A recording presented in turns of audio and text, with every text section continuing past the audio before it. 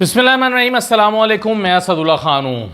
Lahore high court के chief justice और पंजाब हुकूमत के दरमियान यूँ लगता है कि ठन गई है।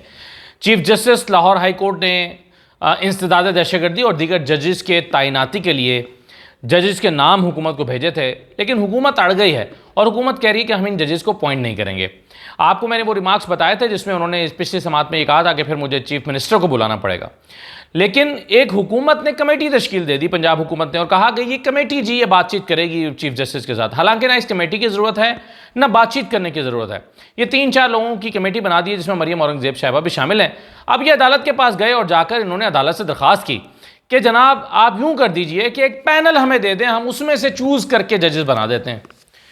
ये बात अपने तौर पर, ये मुतालबा अपने तौर पर एक बड़ा अजीब और गैर आइनी मुतालबा है कि ये कहा जाए कि जी आप हमें एक पैनल दे दें और उस पैनल के मुताबिक हम जजेस की तैनाती कर देते हैं। अब आप देखते हैं ये मामला क्यों हुकूमत इतना सेंसिटिव इसको ले रही है, क्योंकि इसमें इंसदाद दहशतगर्दी के ज़्यादातर जो जज हैं वो इंसदाद दहशतगर्दी के जज अपॉइंट होने हैं, और इंसदाद दहशतगर्दी में कुछ PTI के लोगों के केसेस भी हैं जो 9 मई के हवाले से हैं। हालांकि इसके अलावा भी कई लोगों के केसेस हैं जो 2015 से कैद पड़े हैं। अदालत ने यही तो कहा था कि 2015 से कैद हैं, इनके केसेस को कहीं किसी अंजाम को पहुंचना है। बेचारे हो सकता है इसमें से कुछ लोग बेगुनाह हों या कुछ की इतनी सज़ा ना बनती हो, लेकिन वो जजों का इंतज़ार कर रहे हैं।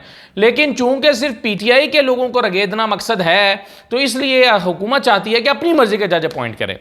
अब ये मुतालबा जाकर अदालत से करना, और आप जुर्रत देखिए कि चीफ जस्टिस के रूबरू खड़े होकर ये मुतालबा कर रही है हुकूमत की कमेटी मरियम औरंगज़ेब साहबा कि जनाब आपसे दरख्वास्त है कि आप एक पैनल हमें दे दीजिए जजेस का, उस पैनल में से हम कुछ जज अपॉइंट कर देंगे।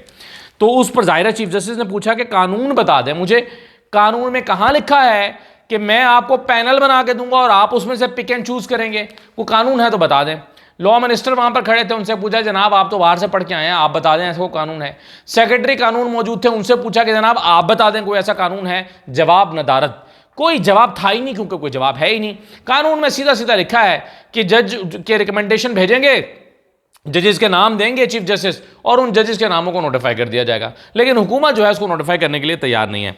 अब फिर मरियम औरंगज़ेब साहब ने कहा कि अच्छा चलें आप ऐसा करें कि हमें मुलाकात के लिए वक्त दे दें, हमें चैम्बर में मुलाकात का वक्त दे दें, उसमें मुशावरत हो जाएगी। चीफ जस्टिस ने कहा इसमें मुशावरत की ज़रूरत ही नहीं है। किस चीज़ पर मुशावरत? नामों पर मुशावरत करना चाहते हैं? क्या मुशावरत करना चाहते हैं? यहाँ करें, ओपन कोर्ट में करें ताकि मीडिया मौजूद है, रिपोर्ट हो जो मुशावरत आप करना चाहते हैं। बल्कि चीफ जस्टिस ने कहा कि ये भी मुशावरत ही हो रही है, अगर आप इसको मुशावरत चाहते हैं तो ये मुशावरत ही है। आप आए हुए हैं, इस मौजू पे बात हो रही है, बताएं क्या करना है। लेकिन हुकूमत चाहती है कि नहीं चलें आप ऐसा करें कि या तो जजेस के नाम दे दें या फिर हमारी यार सुन लें, हमें चैम्बर पर वक्त दे दें। तो चीफ जस्टिस ने कहा कि कानून में कहाँ लिखा है कि जस्टिस जो नाम भेजेगा उनको तैनात कर दिया जाएगा। उन्होंने कहा कि कानून में लिखा है कि चीफ जस्टिस जो नाम भेजेगा उसको तैनात कर दिया जाएगा। 7 जून तक तैनाती करके रिपोर्ट पेश करें। यानी अदालत ने रद्द कर दी वो फरमाइशें, जैसे रेडियो का फरमाइशी गानों का प्रोग्राम होता है, ऐसे ही ये फरमाइशी गानों का प्रोग्राम लग रहा था। चीफ जस्टिस ने उसको रद्द कर दिया और कहा कि 20 मई इज़ द डेडलाइन, 20 मई तक आप जजों को अपॉइंट करें, वरना फिर हम आगे देखेंगे कि क्या करना है। चीफ जस्टिस ने कहा कि मैं मुंतखब अरकान की इज्जत करता हूं चाहे जैसे भी हूं। ये खैर दिलचस्प जुमला उन्होंने कहा कि मैं मुंतखब अरकान की इज्जत करता हूं चाहे जैसे भी हूं। तो अब इसमें एक हल्का सा तंज टॉन्ट भी शामिल है कि भाई जैसे भी हैं लेकिन मैं मुंतखब हैं चूंकि मैं उनकी इज्जत करता हूं। तो फिर चीफ जस्टिस ने कहा कि कितने दिन में जजेस की तैनाती का फैसला करना होता है, जरा बताएं ना सेक्रेटरी साहब कानून क्या है, कितने दिन में जज मैंने यानी अदालत ने अगर एक समरी भेज दी है तो उस पर कितने दिन के अंदर अंदर उसको पॉइंट करना होता है? तो जवाब आया कि जनाब 7 दिन के अंदर अंदर करना होता है। सेक्रेटरी साहब ने खुद बताया, उन्होंने कहा कि 7 दिन के अंदर अंदर जो है वो अपॉइंट करना होता है। और फिर यानी कानून बल्कि कानून निकाल के दिखा दिया, और कानून निकाल के दिखाया और कहा कि 7 दिन के अंदर अंदर पॉइंट करना होता है। लेकिन मजाल है कि उस पर जो है हुकूमत कोई कान धरने को तैयार हो। तो अब हो गया रहा है, अब हो ये रहा है कि अदालत ने ऑर्डर कर दिया और अदालत ने कहा कि जनाब 20 मई डेडलाइन है, आज 18 हो गई है, 20 मई के तक जो है वो आप जजेस को अपॉइंट करें और जवाब जो है वो उसकी अपॉइंटमेंट का नोटिफिकेशन जो है वो जमा कराएं। तो आप देखें क्या होता है। बहरहाल एक हमें एक क्लैश की सूरत नज़र आ रही है। या तो चीफ मिनिस्टर को बुलाएंगे या यानी ये तनाव और कशीदगी बढ़ेगी, या फिर यह है कि हुकूमत को सरेंडर करना पड़ेगा, हुकूमत पंजाब को। इसके अलावा कोई और रास्ता दिखाई नहीं दे रहा। दूसरा, जस्टिस आमिर फ़ारूक साहब जो हैं वो अब क्या कहें उनके बारे में। आमिर फ़ारूक साहब जो कि बाज़ औक़ात तो हमें लगता है कि इमरान ख़ान के हवाले से कोई ख़ास किस्म का, अब मैं अब क्या आमिर फारूक साहब के बारे में कहूँ, आप मुझसे बेहतर ही जानते हैं। लेकिन एक केस था, आपको याद होगा, टेरियन वाइट केस। 3 रुकनी बेंच बना था उस वक्त, उसमें चीफ जस्टिस साहब उसकी सरबराही कर रहे थे। उसके अलावा 2 जजेस उसमें और शामिल थे।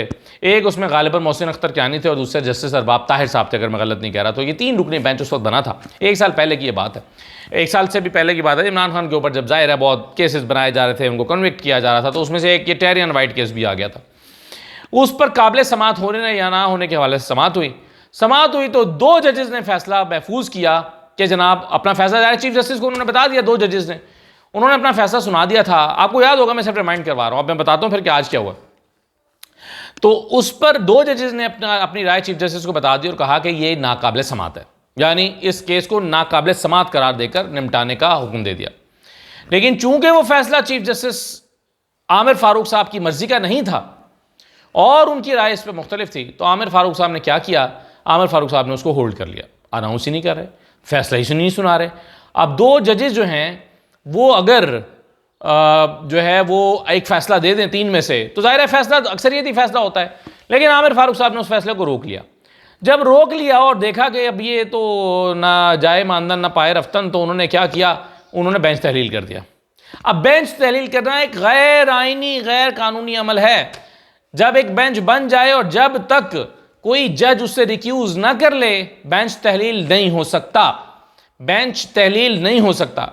लेकिन आमिर फारूक साहब ने उस बेंच को तहलील कर दिया। दो लोगों ने क्या किया, 2 जजेस ने, उन 2 जजेस ने फैसला सुप्रीम कोर्ट की इस्लामाबाद हाई कोर्ट की वेबसाइट पे अपलोड कर दिया। जब वो फैसला अपलोड हो गया तो शोर मच गया कि जनाब ये 2 जजेस ने अपनी राय का इजहार कर दिया। अब एक और बहस शुरू हो गई कि भाई 2 जजेस ने अपनी राय दे दी है, फैसला दे दिया है, तो बेंच कैसे तहलील हो सकता है। लेकिन आमिर फारूक साहब ने इस गैर आइनी कदम पर पहरा दिया और आमिर फारूक साहब ने एक नई इंक्वायरी शुरू कर दी कि जी ये जो 2 रुकनी बेंच का फैसला था, ये पैनल के यानी चीफ जस्टिस के और बाकी लोगों के साइन के बगैर अपलोड कैसे हो गया।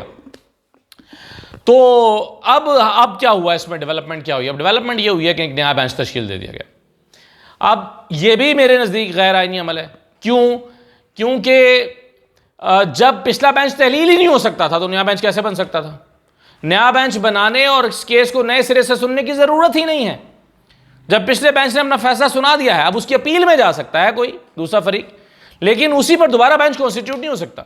यानी एक बेंच बना, उसने फैसला सुना दिया, अब आप क्या करेंगे, चीफ जस्टिस अगर फैसला मर्जी करनी है तो नया बेंच बना देंगे, दोबारा सुनो, ऐसा तो नहीं हो सकता। अब उसकी अपील में जाया जा सकता है। तो अब एक नया बेंच बना दिया चीफ जस्टिस साहब ने। टेरियन वाइट केस में इस्लामाबाद हाई कोर्ट के चीफ जस्टिस ने उसमें रखा है जनाब जस्टिस तारिक महमूद जहांगीरी साहब, उसके सरबराही करेंगे बेंच की।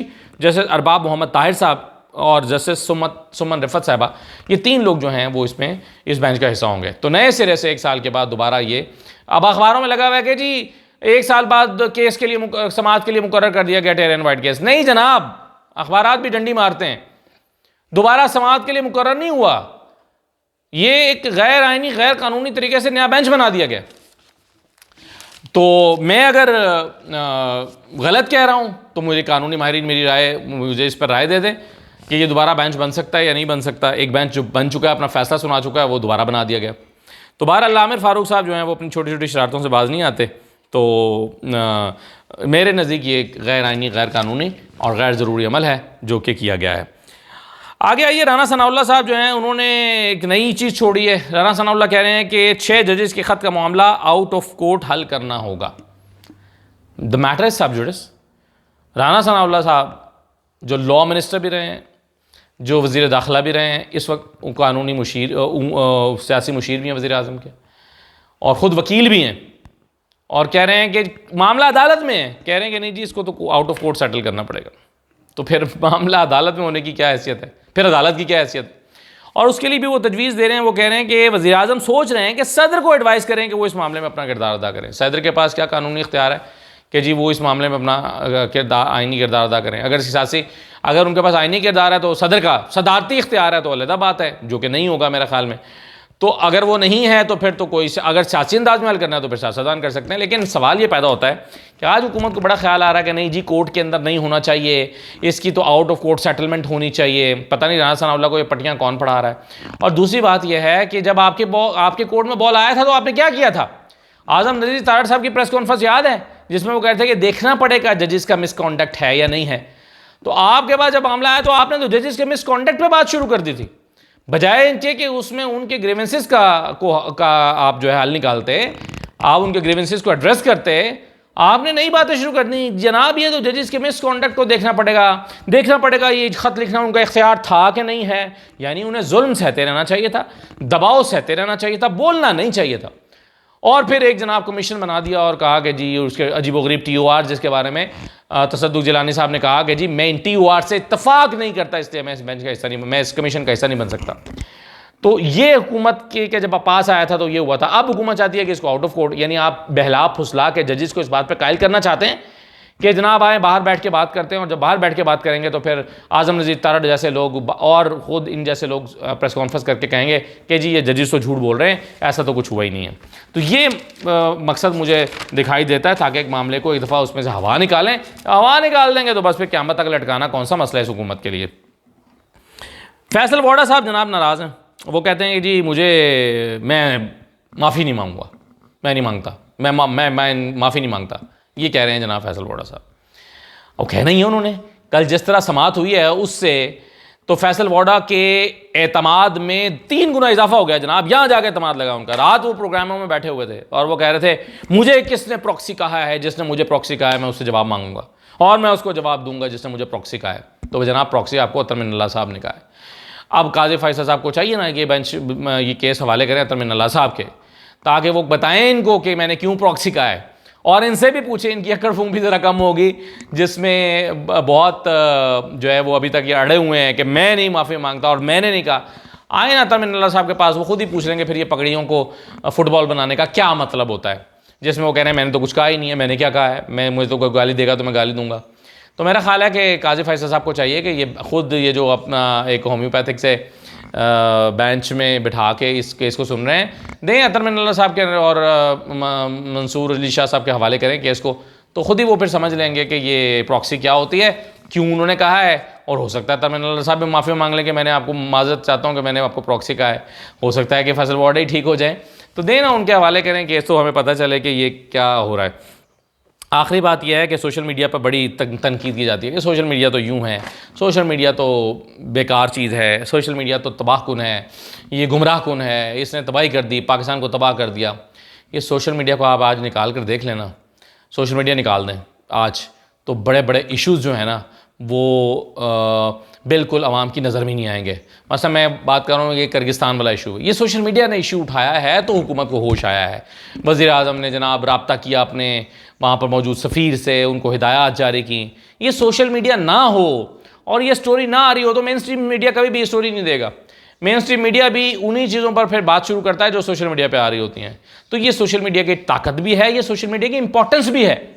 सोशल मीडिया आज ना होता तो इन बेचारों की आवाज़ हम तक पहुँचने में शायद हफ्ता और लग जाता, क्योंकि वहाँ पर किसका नुमाइंदा होगा, और अगर होता भी तो मेरा ख्याल है कि कोई इतना हाइप ही ना बनती। वहाँ पर वीडियोज़ बनी, वो वीडियो सोशल मीडिया पर आई, वो दर्दनाक किस्म की चीखें, आवाज़ें और दुहाइयाँ जब सोशल मीडिया पर चलीं, लोगों का दिल दहला।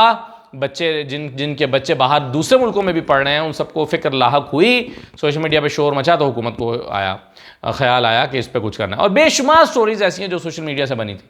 मसलन कसूर में आप जानते हैं वो एक ज़ैनब बच्ची का वाक़या हुआ था, 10 बच्चियों के साथ रेप हो चुका था। वो जो इमरान नामी मुलजिम था 10 बच्चियों का रेप कर चुका था, लेकिन वो बच्ची जिसकी तस्वीर आई ज़ैनब और उसका फिर मामला सोशल मीडिया पर उठा तो मीडिया को ख्याल आया, तो हुकूमत को ख्याल आया, तो सब सोए हुए जागे। आज आप सोशल मीडिया को ख़त्म कर दें तो ये तो ऐसे ख्वाब गफलत में सोएंगे कि आवे का आवा जो है वो बिगड़ा रहेगा। तो ये जो रोज़ शोर मचाते हैं ना कि जी सोशल मीडिया को ये कर दें, ख़त्म कर दें, तो होना ही नहीं चाहिए, बुरा लगता है।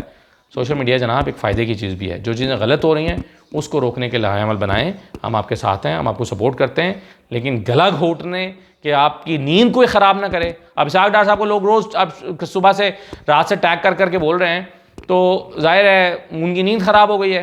तो सोशल मीडिया ख़त्म इसलिए आप करना चाहते हैं कि इसाक डार जैसों की नींद ख़राब ना हो, तो ये तो कोई इंटेंशन नहीं है। इंटेंशन अगर सही है तो कदगने लगाने की, तो उसका कोई जवाज़ होना चाहिए। इजाज़त दीजिए, अल्लाह हाफ़िज़।